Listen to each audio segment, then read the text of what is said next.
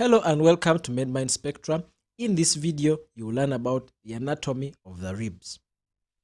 The ribs are very important in forming the thoracic cage that protects most of the thoracic viscera, including the lungs, the heart, and many more. In this video, we shall go into the details of the parts of the ribs. First, there are very important things that we must appreciate about these ribs. First, the number. The ribs exist in 12 pairs, but not all of them are countable. These bones run from the vertebra posteriorly to the sternum anteriorly. Regarding the two ends of these ribs, the vertebral end or the posterior end, like you can see in this illustration, lies at a higher level as compared to the anterior end. The anterior end is lower or at a lower level than the posterior end. The direction of the ribs run downwards from the posterior end to the anterior end, except the first and the last ribs. They are an exception to this rule, but the rest, they run downwards from the posterior to the anterior side. The length of the ribs, these ribs become longer and longer from the first rib and to the seventh rib, which is the longest rib. The seventh rib has a unique characteristic, being the longest rib. However, when it comes to lateral projection, the eighth rib is the most laterally projected. That means the lateral projection increases from the first to the eighth, and the eighth is the most laterally projected. When it comes to the ninth, it is the most obliquely oriented rib. The obliquity of the ribs increases from the first to the ninth rib. Let's look at classification of the ribs. Regarding the structure, we have the typical ribs.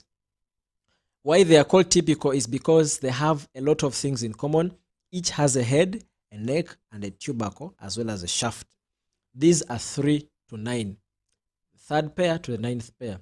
The easy way to remember this, 3 times 3 is 9, and I think that is simple. The head of each rib articulates with 2 thoracic vertebrae. That is the preceding and the one that comes after. And that means the head has 2 facets for articulating with the bodies of 2 thoracic vertebrae. There is a tubercle that also articulates with the transverse process posteriorly. This tubercle is also present on the rib. The non-typical ribs, these are basically the rest of the ribs apart from the 3rd to 9th pair. That is rib 1, 2nd pair, 10th, 11th, and 12th. Why they are called non-typical? Because they have particular unique features that don't put them together like the typical ones. Each of these articulates with a corresponding thoracic vertebra, except the 2nd rib that articulates the 1st and 2nd vertebrae. The rest, that is the 1st, 11th, 10th, and 12th, articulate with their corresponding thoracic vertebrae. Regarding the classification, we have the true ribs represented by figure 1. The true ribs are 1 to 7. These are also called vertebrosternal. In other words, they are those ribs that run from the vertebra and are directly attached to the sternum by their costal cartilages. They are 7 in number. And that means the rest of the ribs, they either do not touch to the sternum or they do not attach directly to the sternum by their costal cartilage. These are called the false ribs. They are ribs 8 to 12. However, they are classified. We have those that are floating and those that are still attached, but they are not directly attached to the sternum. Ribs 8 to 10 are connected to the costal cartilages immediately above them. And the costal cartilage, of course, immediately above is the 7th costal cartilage. That means the 8th, 9th, and 10th costal cartilages join the 7th to form what is known as the costal arch or costal margins. Lastly, of these ribs are the floating ribs. Like the word itself, they are hanging, they don't have an anterior attachment. These are ribs 11 and 12. You can see a characteristic feature that the 12th rib is shorter than the 11th rib. This can be an important feature of distinguishing between these two kinds of ribs. Let's now look at the general features of a typical rib in detail. First, the head. The head has a superior facet. Like we said, it articulates with two thoracic vertebrae. The superior facet for articulation with the lower demifacet of the vertebrae above, and the lower or inferior facet for articulating with the upper demifacet of the vertebra of the same number. If the rib is the third rib, then it articulates with the upper demifacet of the third thoracic vertebra. In between the two facets is a crest. This crest articulates with the intervertebral disc that joins or that exists between the two vertebrae. On the posterior end, there is a tubercle that has two parts, a smooth part which is articular in nature, articulating with the transverse process of these thoracic vertebrae, but it also has a rough surface for attachment of the costal transverse ligament. This provides attachment and extra stability between the joint of the rib and the thoracic transverse processes. The shaft mainly has a groove which is on the inferior end. This groove is very important for neurovascular structures, including veins, arteries, and nerves. These are simply called intercostal veins, intercostal arteries, and intercostal nerves. These are present in the groove, and from above to low, they lie in an order of vein, artery, and nerve.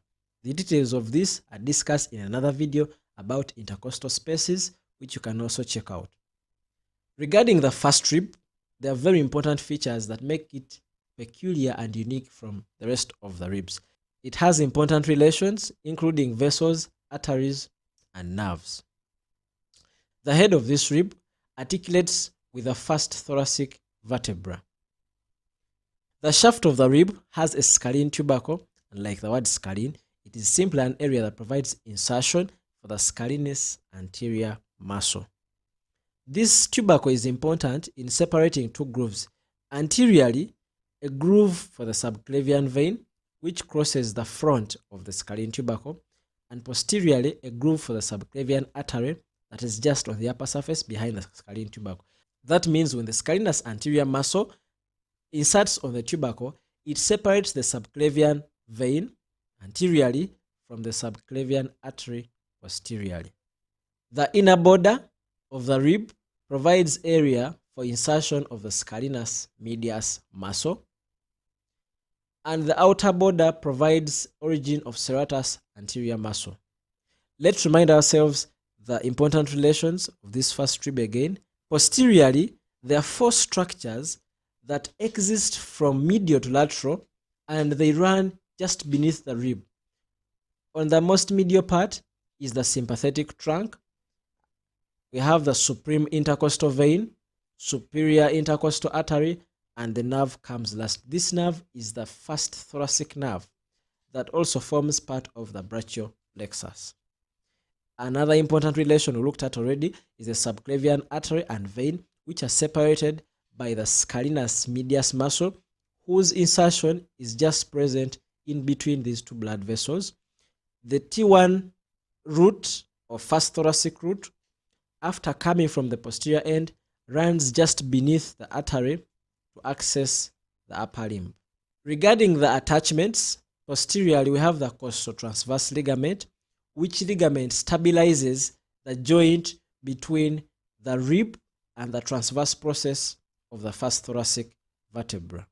In the inner border, we have the suprapleural membrane that covers the thoracic inlet. On the outer border, we have an attachment of the external and internal intercostal muscles. We also have the origin of the serratus anterior muscle, insertion of scalenus medius muscle. On the inner border, in between the two grooves, we have insertion of the scalenus anterior muscle, which separates the subclavian vein anteriorly from the subclavian artery posteriorly. We have attachment of the costoclavicular ligament. This comes from the rib, the first rib, and attaches to the clavicle.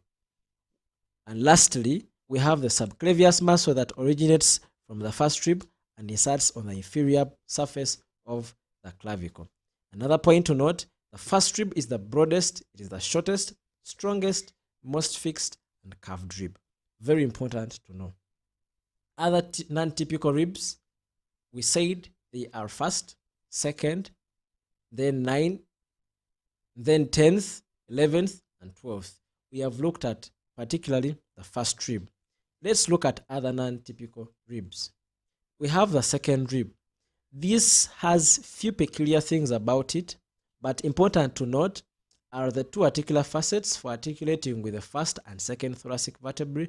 Remember, it is an exception to the non-typical ones.